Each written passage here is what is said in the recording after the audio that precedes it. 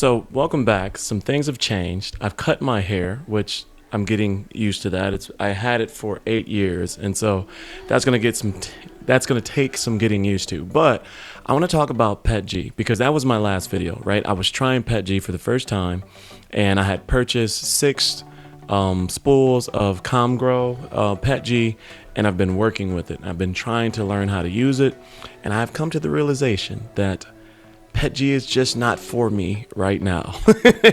And that's not a knock on PETG or anything like that. Thank you to all of you that have been commenting in the comment section, talking about the humidity and how to keep, heating it and all of that different stuff. It's just not for me. Like, I've tried. So this is a Spider-Man that I've been working on, and it's not working. It's one of those that come in several pieces, several parts, and I've been like basically trying to get it to work, and I can't. So I switched that out. I actually tried to print that twice. I printed the body once, I printed the feet, the soles twice, and the eyes twice, and the red inserts in the face twice, and it didn't come out well. And it was because I needed to dry the PETG some more. Like, it was at 43% or something like that, and I needed to lower that down even more. And I eventually got it down to like 19%, 20%.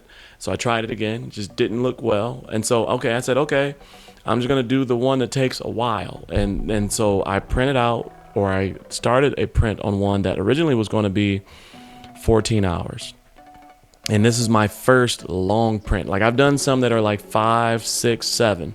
This is my first 14 hours, meaning when I go to bed, or if I start it and go to bed, it's not done, right? And so I did that.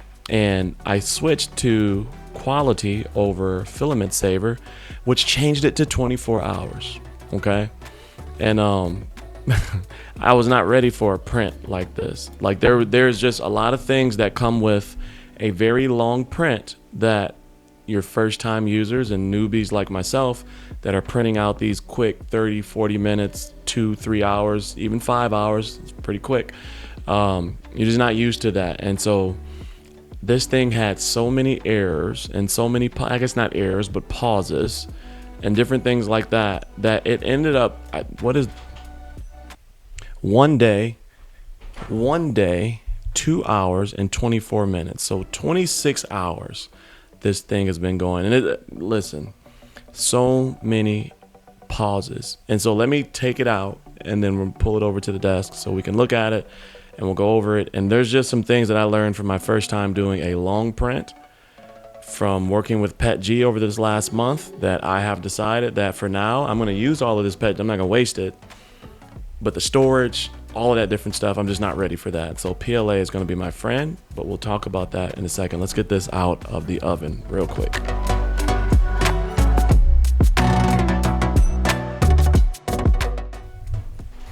It's not an oven, it's a 3D printer. Let's get this out of the 3D printer.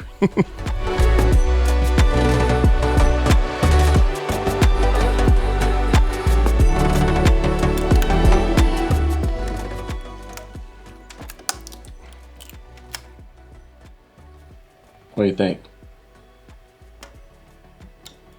All right, let's get to breaking this thing apart. Okay, so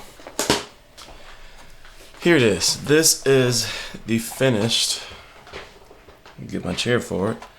This is the finished product here. And I'm about to start getting it, broken down or get all of this stuff off of the tower and whatnot. But yeah, this has been a journey. This one here, like I said, 26 hours, 32 minutes or something like that, which is crazy. And here are some of the other pieces that, that I made. The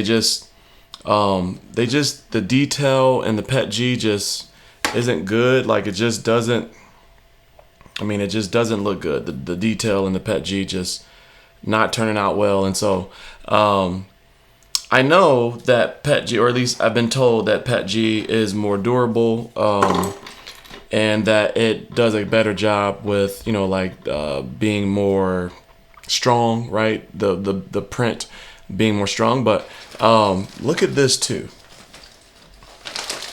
This isn't even all of it. Like, this is just, there's still another spool, another pooper tray thingy full of that, and then it like fell all around the side, so I got to go clean up my printer area and stuff like that. Just, it was a lot. But let me get this off and get it. Just look at all the different, like, just stringy. I almost feel like my printer is like kind of dirty now. I just got to get all of that stuff cleaned out. But here's one of the things that I learned throughout this process of this one here. I've learned that it takes time. I mean, even this one is a stringy mess. Like, you can see some of this stuff. I've learned that it takes time to get good at this, which of course I expected that. I learned that you don't need to rush the process, as far as like, and please critique me, like, I just be taking these things and yanking them. There's different, this is a combination of PLA and PETG, which that's probably a bad combination. That's just what I had in the printer, and I didn't want to. I have white PLA in there, and I have red, black, purple PETG, and then I have black PLA on the sides. And so this is the white is PLA and the rest is PETG. But and let me ask you guys the questions. When you use support, do you use different color support so that helps you determine whether or not it's part of the print, or like some of you advanced folks, when you're using these supports, how are you setting them up? And do you guys break your support like this, or like this is literally how I usually do it? Oh yeah, this one turned out much better, but there's a lot of stuff that, oops, dang it. Like, you can see it there, like there's a lot of stuff that needs to be cleaned up in this print. But this one looks 1,000 times better. Yeah, this one's PLA, and then this one's PETG. So this one's shiny, and this one's a little more dull, if you will, but this one's PETG, it's PLA. But now I gotta figure out how to clean this up. And then like there's all these different marks where the filament, and for the most part it looks like they're just coming off. So we don't have any major issues with.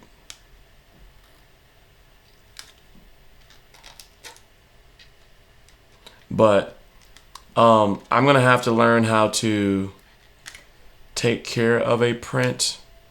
Like, the way that I'm taking these out is definitely leaving a mark on the print.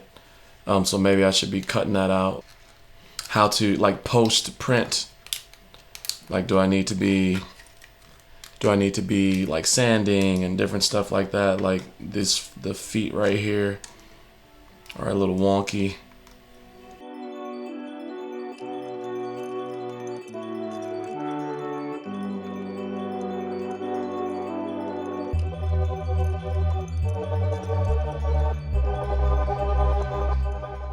So there's one nice thing that I saw during this process. Even though this paused a lot of times, like, you get a full list of the things that have gone wrong, right? And so you're not just left in the dark to try to figure out on your own. Now, as I look at this, there was 1, 2, 3, 4, 5, 6, 7, 8, 9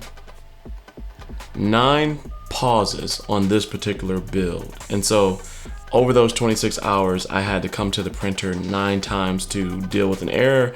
And most of the time it was just the filament was piling up. And that's why I was like, I could not believe how much filament, so that I started like keeping it. Like, I was like, this is a crazy amount of filament that's being wasted. And I know I picked quality, and when I look at this is pretty cool. Now, there's some cleanup that still needs to be done with this, up underneath the chin and in between the hood and stuff like that, where some filament and the feet didn't turn out the best. But there's you know, some cleanup that needs to be done with that. But it is really cool that it gives you this list, and that, you know, you can basically figure out what's going on with your print between that and then like Googling if necessary to figure out how to fix it. So but for me, for now, I'm going to use up the rest of this PETG. I'm going to print some ducks for my wife and daughter so they can bedazzle, and then I'm going to just print a ton of stuff. There was a Spider-Man helmet that I saw on Instagram that looks super cool. I know I'm not ready for stuff like that quite yet, but I'm gonna keep building my skills and getting better at this. And I thoroughly enjoyed this. Whenever I can print, because I'm super busy all the time, whenever I can print, I'm printing something. So leave me your suggestions. And then if there are creators that you are aware of, like the Spider-Man helmet, I think, is on d3o.net or something like that. I'll put the link in the description below, especially because Spider-Man movie just came out. But it's only $29 for the print, and it's a full-size helmet.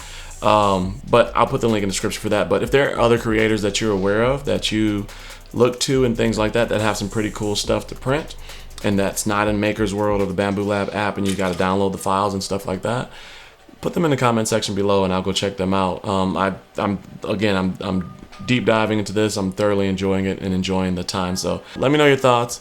Thank you for hanging out with me again. Please let me know your thoughts on like PETG versus PLA, what you're using, and all of those good things. But as always, stay cozy in that crazy world, and I'll see you in the next video.